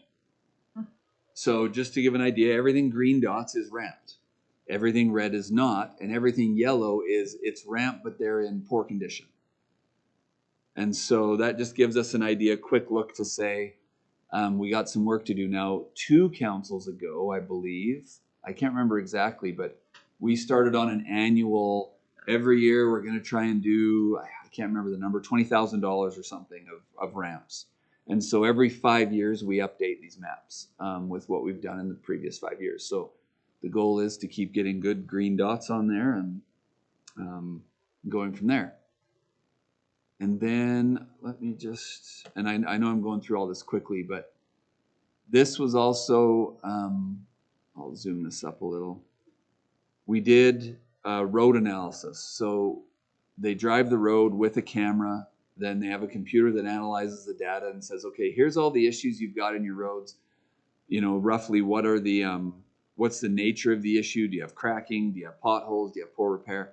And then we try and put a bit of a dollar to it. So if $2.681 million just happened to fall into our laps for roads, we could remedy all those issues, roughly speaking. So that's just some other things we do to try and plan for road replacement. And then the big thing in these plans, and let me just scroll, and it won't show well on here very well, but they all culminate in these big spreadsheets. And the Rec Master Plan, I'll talk about that too, but it takes all those high priorities and says, okay, let's prioritize them, assign them a year, and assign them what we think the value of that repair will be in that year, right? So there's an inflationary number put on it based on the most current numbers we have. And then we get some idea of what we should be working to budget through those years. And this spreadsheet goes on. So I just wanted to get you familiar with it, to say we've got a lot of tools. Brock is now taking a lot of this data and putting it on the GIS so we have it electronically. What the GIS doesn't do for us is model, whereas the other software does. So we can say, okay, if we replace this street, what happens downstream? What happens to fire flows? What happens to volume? So we have that will model it all, whereas GIS is more of how we deal with it day to day. Any questions on the infrastructure master plan? So we just redid it in 2023, I believe. So it'll be a couple more years, the end of your term, and we'll do it again. So any questions for me on that? There's a lot there. If you want to read all the text in it, by all means. It's interesting, but I don't know if it's a question, more like when I look at this and I look at the dollar figures and I'm like, I have a hard time with looking at this because we do something every year. yeah, We do things that, I mean, if this is how much it's going to cost for Cardston, I'd hate to be in McGrath or Raymond and see what the costs are for them. it is discouraging, counselor, because you spend, I mean, we're spending just on like water, sewer, roads. I don't know, we're going to spend a couple million and change, 1.3 million, 1.4 million. I was looking at it earlier with Brandon, but and while we're doing that, the other stuff is aging. Right? That's the kicker. You're chasing your tail all the time with this stuff. Now, like, this is a sheet of depression. well, it helps us prepare a little bit. And The other thing with this to be very mindful of, council, is this is an art, not a science. I understand the subjective numbers. I get that. But there's never been a time when we're like, let's just build our 5-year capital in the next 5 years. And the reason is sometime this year, someone's going to wake up and have water in their street because a main broke. And we're going to dig down on it and we're going to see that it needs replaced earlier than we thought. Or conversely, and this happens, we dig down to do something, replace a valve, and we look at the pipe and we camera it and we say, you know what? This was in the budget next year, but it's in really good shape. If we just back up slowly and leave this thing alone, it's probably okay for another decade, right? So Curtis and Brock mentioned this. Curtis and his team, they will go around and camera, especially sanitary lines. We can't do water very well because we don't need a dirty camera running up your water line, but we'll do sewer lines and storm lines especially. And when they do that, all of a sudden it's like, this one's got to jump up. It's got breaks and it's got problems and it's got all the gaskets are gone. And so storm water just infiltrates like crazy. Whereas this one, yeah, it's a little rough, but everything's flowing downhill. And so, like I said, it's much more an art than a science, but it's a great guiding document. And so we do value it in the office from a planning point of view. It's been very helpful for us. Makes you wonder what happened in Calgary. Yeah. 2 major breaks. Yeah. That's a year. Yeah, Somebody's missing the boat somewhere. that was a bad one. So the other one, again, I got the chair parked up by me now here, so I'll just keep going, is I just wanted to show you the same principle applies. We did this back in 2018. It's probably time we do it again. When Hawken was here, we had him do it. And it's time for us to revisit this. We didn't worry about it too much because this one really looks out a long way. And I'm going to scroll to these just unholy spreadsheets at the end here. And I know you can't read any of that, and don't worry about it. But I wanted to just zoom up on a couple of things.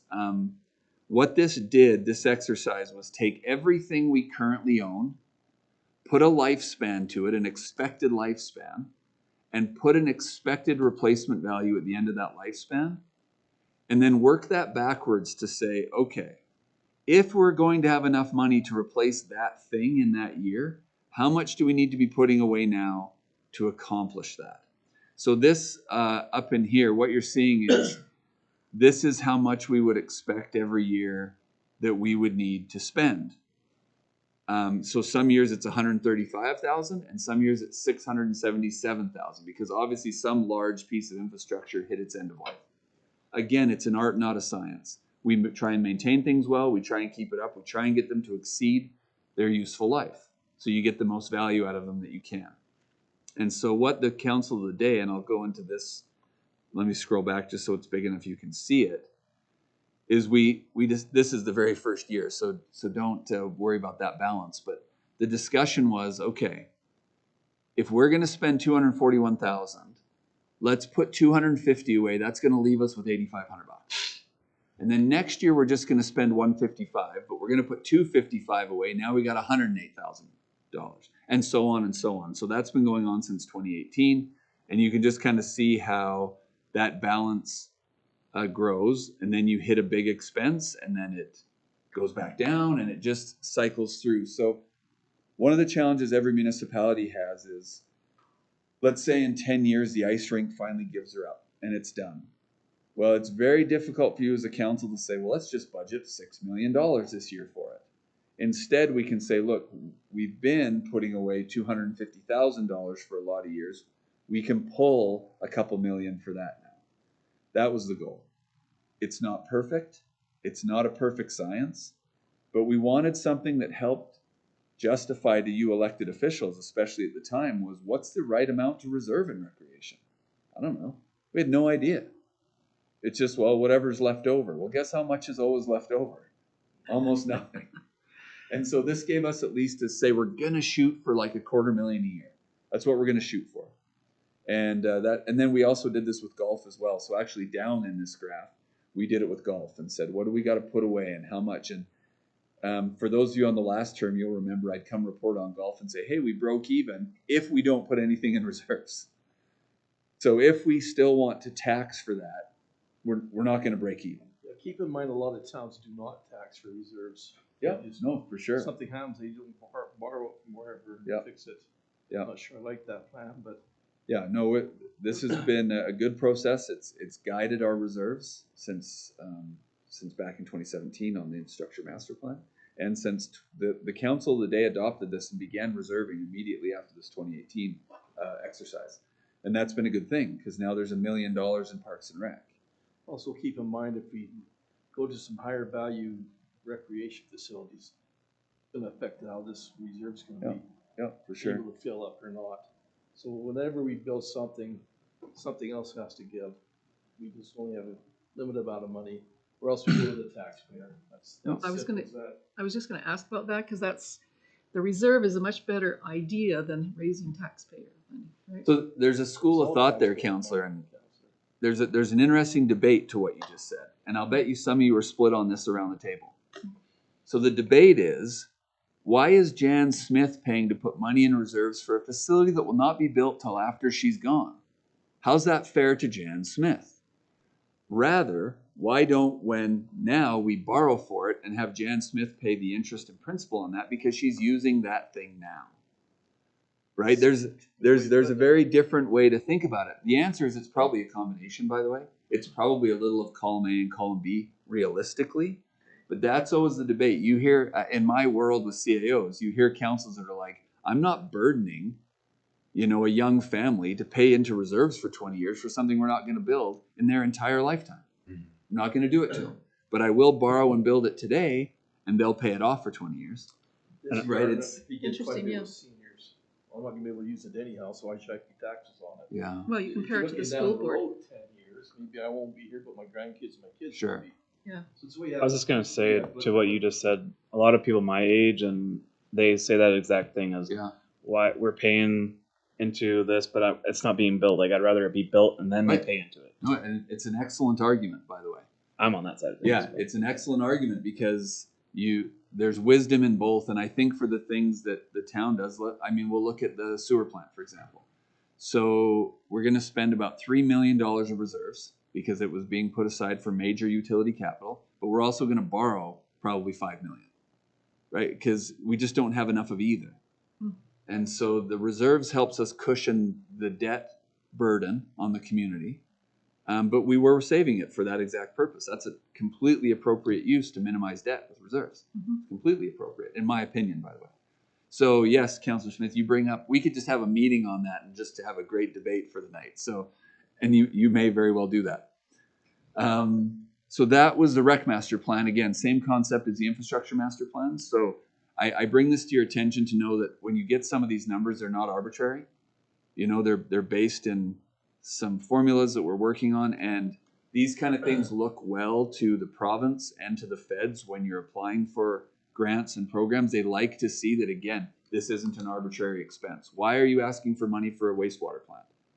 Well, one, we've reached end of life, but two, we've been reserving for the last decade to help fund this. Oh, that's great news. They like that. They ask for that.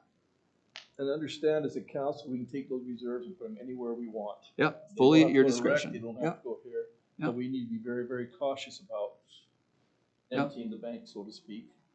Are they reviewing this? Because like 2018 seems like a while ago. And Yeah, we need to get back at it. So Okay. it has a long life, but it will be important, I would say, in the next.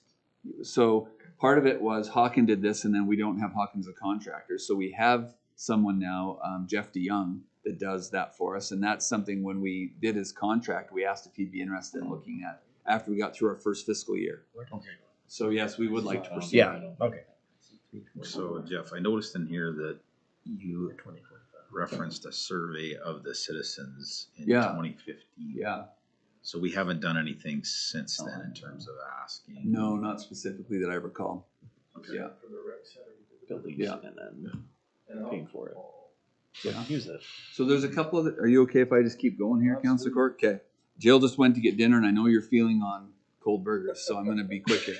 I wanted to show you a couple of important documents, and Councillor Smith, you referenced this a little bit, and Councillor Selk was in the thick of this back in the day. This is an intermunicipal collaboration framework with the county. It's a good document, and it was done. It's been a good thing for the town. What I had up here first was, I just brought this as an example. When we negotiated this agreement, what we negotiated was that the county has been paying almost $138,000 towards recreation since we did this for the town, which is great, and we appreciate that very, very much. We just had to renegotiate this last year. But the great thing is the first group, the first council that did this, did it. What they did is they didn't negotiate an end number. They negotiated a formula. And they said, look, we can just use this formula every time. We don't have to argue about the number.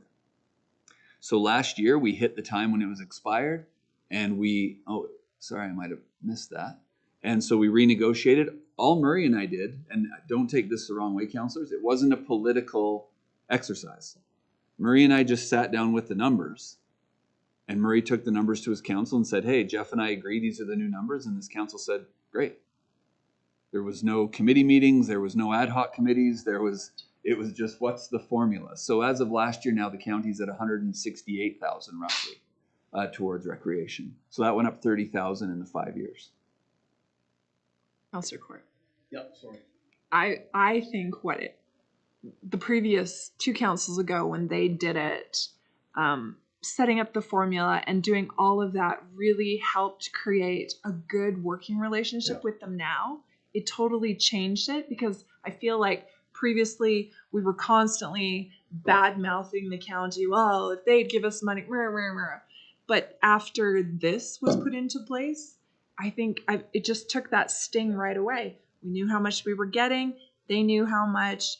The CAO sat down, handled it. It just put a better taste in all of our mouth, I feel like. That friction points discussion, Gone. this helped tremendously. Huge. Agreed. For you new councillors, I mean, I don't know, Councillor Johnson, I don't know how it was 27 years ago, but It was big friction. things were, Yeah. even when I started, it wasn't great. And I would say right now, like, I was just up at Murray's office on Wednesday and talking to him about the Francophone thing. He's like, oh, I'll get this to my council, or I think they'll be happy to contribute. Yeah. And, you know, it's just a different vibe. So Now, different. recreation is one thing, but I felt that some of our big successes in this were in other categories. And I wanted to just show you quickly. I'm scrolling, sorry, don't get dizzy on this, but we'll go past how the minister imposed our ICF. We didn't get to sign it, but that's a discussion for another day. So the ICF contained a number of categories. So airport, for example, before this negotiation, we were 100% responsible for the airport. We paid costs, we did maintenance, we had to go take machinery out and clean off the runway. We paid utilities on it. The county took that over completely, 100%. So the county now fully operates and pays for everything on the airport. We established some communication protocols. So for example, if you make a motion to send a letter to the province, we CC that to the county. So that's why it's in this one, actually. In this very agenda, you have a carbon copy to the Prime Minister from the county. And that's because of the established communication protocol. We won't talk about libraries tonight because I still get worked up about it, but we can talk about it another time. Business licenses, we honor each other's. You don't need a separate business license if you live in town and do work in the county and vice versa. Transportation, we just talked about, like the transfer station road and the cemetery road, we have some agreements on and who does what. Community donations was actually amended later, so I won't touch on that. Recreation we talked about. Water agreement, and Councillor Selke, remember this was a huge component of this discussion. So the question was, how do we work with the county so that they can supply potable water to residents where it's not appropriate or adequate to have well water? And what does that rate look like? And who's responsible for what? And if you go through the end of this, I won't tonight, there's a comprehensive water agreement that deals with this very thing. Councillor Court, I believe you were with us when we negotiated the rate. And to the county's credit, again, we talked about a formula, not a number. So the ICF committee of the last term went to the county and said, if we use the American Water Wastewater Standard for pricing water, can we agree that's the standard? Well, we didn't know what the number was going to be, but Hawken went through that whole exercise. We went back to him with the number and they said, hey, if that's what the formula says. It turned out very favorably for the town. Yeah, it did. It turned out from a financial point of view, very favorable for us. But again, it's based on a formula that we agreed was the right formula, not just a number that we had to argue about. And then finally, fire services. And again, I don't know why I think of Councillor Selk on this one. You were the one really pushing this split, and it was great. So before we used to split everything 50-50 with the county for fire, capital, operations, and now we have these ratios that are different, and the villages had to step up a little bit too.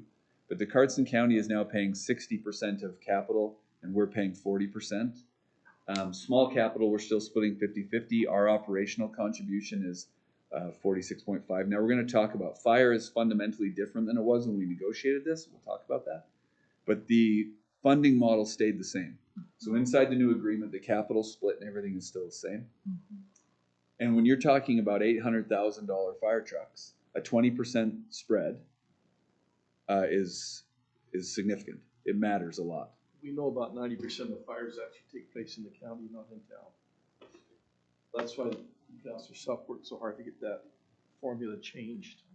And then the last one was the IDP, Intermunicipal Development Plan. So councilors, especially you new ones, you know we have land use bylaws, and then we have municipal development plans, and then we have intermunicipal development plans. Essentially what was negotiated in this, we updated it and we put in a mandatory consulting area.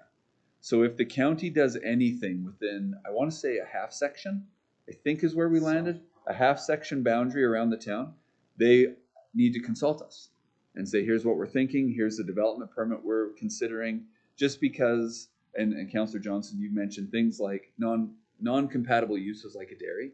We don't want to see that expansion of that. We don't want to see, say the East Cardston colony expanded tremendously on the east side, but brought livestock intensive practices to within a half section of the town. That's not ideal for us, right? So that was actually more controversial than I thought it would be, to determining the distance. It was not something that was just obvious, but they agreed on a consultation area within a half section, and that's a good thing. There's a map that shows.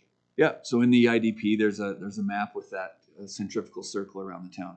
So I just wanted to let you know, especially for you new councillors and returning since this was negotiated, this has been a great document for the town. And I think for the county too. It's been a net positive for the region. And it's given a little more equitable distribution of costs that benefit both jurisdictions. And that's been a good thing. And so it's an important document. We do have an intermunicipal collaboration framework committee on this council. You will meet annually and just talk about what's next, what's coming up. Is there any issues that have come up? Do we have any pain points? And so you'll have a once annual meeting, and then every 5 years, the agreement is kind of looked at holistically and renegotiated. Okay, well I only got 2 more things after that. So if you want to take a recess. Yeah, I think we'll take recess. Make a motion for a 15-minute break. Sounds great. I got it, Joe. Made the motion? Yep. Councillor Kenley. And we'll just transition. If you have a sec, can you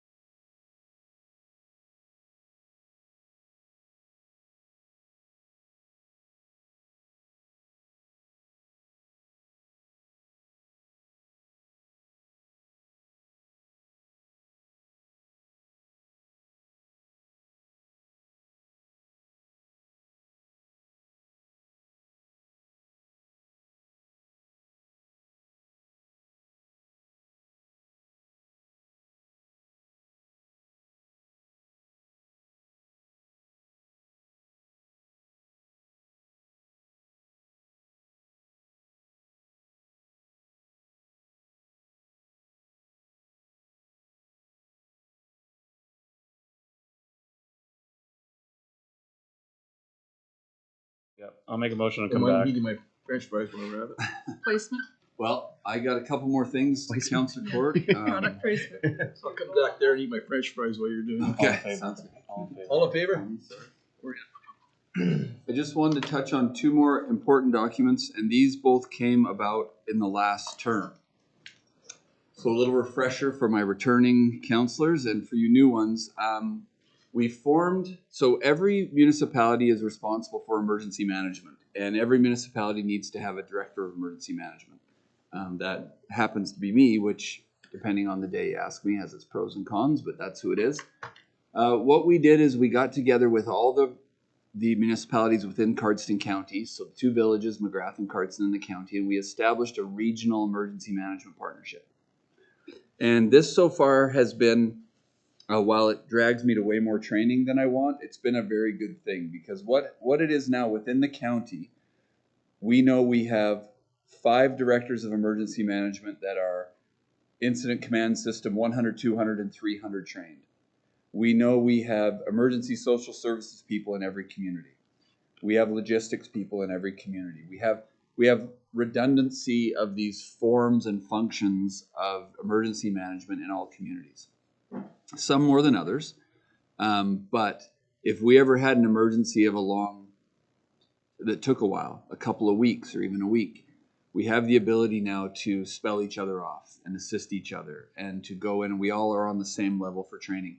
We also have a regional director of emergency management. That's Marion Carlson, for any of you that know her. So she functions as a regional director. And so her role is that if an emergency spills over into another community, she will now get involved and help with the coordination. So that's something that I really do feel that a lot of this fed off of the ICF negotiation, and that we could partner well and that we could agree well. And all of a sudden there was a lot of willingness to look at other places that we could partner. This has been a good thing for the region. And I don't mean this to be disparaging in any way, but for the villages who don't have the resources for training and to keep people trained, they have us to help in an emergency, which is a real help for them too. So I've been very encouraged about this. One of the reasons it brought this on is, I want to say 3 years ago, but don't hold me to that exactly, the requirements for emergency management in the province became way more stringent. And all of us CAOs who are also the directors of emergency management were like, oh my gosh, we used to be able to kind of do this thing off the side of the desk, but no more. We have to have an active role and a proactive role in this. And so we talked about bringing in, so Marion right now plays that role of making sure our plans are up to date, making sure we're getting the right training. We did a 2-day scenario last year up in this room, where we had a consultant come in and facilitate, okay, there's a fire starting in Glenwood. It's going through here. Now what? What about the kids in the school? What do we got to get here? We got to get the old folks' homes evacuated. And then the fire came all the way into Cardston, and we had a motor vehicle accident on when everyone was trying to get out. And so we do that kind of stuff. We have another 2-day training coming up the end of this month, actually, and then another one in June. And so Marion's been great about saying you're legislatively compliant. You're doing all the things you need to do. Now, the town, if you choose to read through this whole agreement, the governance is that there is a regional governance body. The mayor assigned herself to that, and they meet once or twice a year. They don't meet a lot, but we report to them on all the things we've done to stay compliant. So I just wanted to bring that to your attention, that from an emergency management point of view, we're doing that on a regional level, and that's been a really good thing. And then finally, and this one's pretty new, this just happened, and the goal was to get it done before the end of the term. Councillor or Mayor Brown, you were both on the fire authority and for council. Sorry, this isn't the signed one. It was just the one I had typed in, and so that's why the blanks aren't filled in. We now have a different governance structure for how we do fire fighting and fire services. And so up until last year, there was a fire authority, it was called. Now, an authority under the legislation is just anything a town does to deliver a service. So 2 or more of us get together and we decide to deliver a service. And historically, that's what our fire department has been. Been volunteer fire department that the town and the county have had counselors from each community in the villages, that oversee a fire department. And that's fine until it isn't. And what we ran into about 5 years ago was some issues where it wasn't fine. So we had one of our volunteer firefighters, for example, get injured while responding to a fire. They missed work because of it. They couldn't go to work for some time. So the question is, whose WCB is covering that firefighter? And the answer was nobody's was. Other insurance things were a problem. Ownership and the management and depreciation of assets was a problem. So the authority was buying a truck, but the authority isn't an entity of anything. Who's depreciating the asset? Who's taking responsibility for the asset? So the town, the villages, McGrath, and the county hired a consulting firm to come in and look at our governance model and propose a new one. And that oddly took a long time for us to implement, because after we did it, we thought we had a clear path, and then McGrath pulled out last minute. We had everything drafted. It was we were gonna have a county fire department, and they pulled out. So we kind of let it sit for a minute, and then we retooled. And last year we entered into an agreement with the two villages, the town and the county. And so how, in its simplest terms, is we contract the county to provide fire services. All of the equipment is owned by the county. All of the staff are employees of the county. And so for WCB, for liability insurance, for depreciation of assets, for management of all that, that's the county. And we are a customer of the county. And council, and this is in your purview, but the previous council set what's called a level of service policy. It's on the end of this agreement if you want to check it out. But it's saying, okay, county, you have to at least provide the following things for adequate fire protection in our community. Now, effectively, nothing changed. From a performance point of view, it looks and acts almost exactly the same, but the liabilities and the governance are more clear. So there is still a council committee. There's also now an administrative one that's new. So Murray and I and the fire chief meet a couple of times a year. That's mostly to plan assets and to plan the replacement of assets and those types of things. So this is another partnership. Of course, I waited. No, there we go. Good. That just started last year. So this will be our first full calendar year under the new fire agreement. And you're going to be seeing, by the way, in the next month probably, we have some internal legislative things to tweak. So we had an existing bylaw for the old authority that isn't relevant anymore. You need to rescind that. We haven't done that yet. We need a different bylaw that delegates the responsibility of fire to the county. So we have an agreement, but those are things we need to also do by bylaw. So I'll be bringing that to you soon. So those are some things that I'm getting at right now, and hope to have you in the next couple of meetings, and we'll get all that cleaned up and be good. So that was my last document that I just wanted to share with you as council. Is there any questions about this one or anything we've gone over?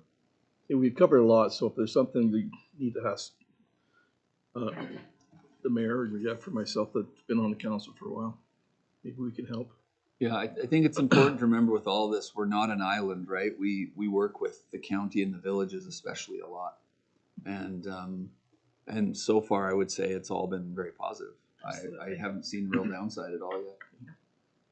Just to clarify, villages is Hillspring and McGrath? Yep. Hillspring and Glenwood. Oh, sorry, I meant, Yeah. but not Mountain View, that's not They're included. They're a hamlet. They're under the county. So Etna and Levitt and Mountain View and Spring Coulee, those are all unincorporated hamlets. Oh, okay. Delvanita. Yeah. Hillspring and Glenwood, yeah. Yep. So they're incorporated. They elect a council, all that stuff. Anything else? Oh, sorry, Counselor. So, Jeff, with respect to buying equipment, can you explain how that works again? Yeah, good question. So what happened is we decided to form this partnership for the fire, but the town had been paying for half of equipment all this time. And we'll continue to pay that proportionate share, but it's followed by an asset transfer agreement. So what happened is we took an inventory of everything. Again, you previous councils will remember this. We had a list of all the inventory of everything, what's the value, and then this council signed an agreement saying we're transferring the value of those assets to the county. But in this, there's also mechanisms that if we ever undo this agreement, that we then have to part back out those assets. Mm-hmm. Now, a couple of things that are interesting with, did we do it with this one? We didn't. On the emergency management, we talked about it with this one, but we didn't. you have many different ways to enter into agreements with people. Sometimes, like with this fire one, it's an agreement. Both parties sign and you move ahead. The emergency management one, we did it by ministerial order. So we went to the province and said, Minister, we want you to make this happen. And so the reason you do that is it's harder for parties just to bail out. It's harder for a party to say, I just don't want to do this anymore. New council comes on, they're like, I don't like Cardston, and the village is like, we don't want to work with them, so we're out. They have to get ministerial approval to leave. And so that makes those type of arrangements a little more solid. But in this one, Councillor, we did an asset transfer arrangement so that the county is booking all the assets and managing the depreciation of the assets. Mhm. And then there's a formula to undo that should anyone ever want to get out. Okay, because that was one of the friction points Yeah. many years ago, because Glenwood was like, well, we need a new fire engine. Yes. And they were acting like, well, the town of Cardston was going to pay for that. And my response was, well, good luck with that. You should negotiate with the county. Yeah, one thing you're going to see that'll be interesting, and it's appropriate, by the way, but in this fire agreement, we've always said, okay, 50-50 or 40-60 or 45-54, whatever that number's been. But if you as a council, here's a very realistic and probable example. So you as a council say, you know what, we want way more commercial facility inspections, fire inspections done. In fact, we want every non-residential property inspected annually. Let's say, for some reason, you felt strongly about that. We would have to go to the county and say, look, my council wants to change the level of service agreement. We would all say, well, we don't have the resources for that. So we would have to hire it out to a third party. And the county would say, yeah, we'll do that for you, but you're paying that cost and you're paying all of it because none of the other jurisdictions want that. Mhm. So that's just for the town. Whereas it's kind of been this all for one for all historically. And now the county's saying, no, we'll cater to specific needs. You're just going to pay all that cost. And I think that's right. Of course, that should be the way. So, by the way, we'll talk another time probably about commercial fire inspections. I think that's a good thing to talk about. But that's been the most real example is the county saying we don't want them or need them. Yeah, we need the schools inspected. We need the churches inspected. Okay, well, that's not too bad. We can handle that. But if we want every business on Main Street inspected, well, we probably got to bring in somebody to do that because we don't have the capacity in a volunteer fire department. Right? That's not the training we have. We don't have all of our people trained. So it will become a little more a la carte as those needs are identified. Okay. Any other questions? I think we're down to correspondence now, number 8. I found that first one quite interesting from for having a session or whatever you want to call it up in Edmonton. It'll be more than that. It's going to be quite large. Oh, I found that the 3 things you're talking about are kind of actually quite current. Improving local authorities election act and rules for recalling a municipal official. That's happened, I believe, 15 times so far. They've not been very successful. People are not signing their petition to recall their MLAs. The future of policing and public safety, which we talk about at this council quite a bit because the price keeps going up, and trends in finance, etc. Is anybody in this area there? Are you thinking of going to that? We'll see. Yeah, it looks interesting. I will say I've been to an MLC. It's called the MLC, a Municipal Leaders Caucus. It's in some ways it's a bit superior to AB Munis, so same group putting on, but it's a little smaller, a little more concentrated. The fact it's in Edmonton this year means the travel's a bit problematic, but the CAO world quite likes the MLC, and I've been to it a couple of times, sometimes with the council or not. It's a good session. I mean, there's a cost there by the time you travel and per diem and session and food and hotel, and it'll be a couple $1,000, but have a look at it if any of you feel strongly about it. I'm on the fence about going because it's in Edmonton. Exactly. But When do you have to have it in? I'm trying to see that. I think we still have a little bit of time. Let me just see here. Where it doesn't give a date. See if I can find it real quick. That's something to think about anyhow. I think we still have a little bit of time is right. How many people would be there, Jeff? It's probably 400 or 500. I mean, I'm guessing from my previous ones. They still have it at the Shaw, but it's scaled way down. Next letter is, anything else on that? Next letter is to Minister Carney, dealing with C9, where it's just a CC with the county. And they're gonna send that off because they're worried about people's rights and freedom of religion on that. And the last one, oh yeah, this is this one right here. Do you want to talk to this one, Jeff? About them wanting us to be part of the grant structure and Oh, the cost? I'll be in closed session. Yeah. Oh, sorry. I make a motion to go in closed session. All in favor? So done.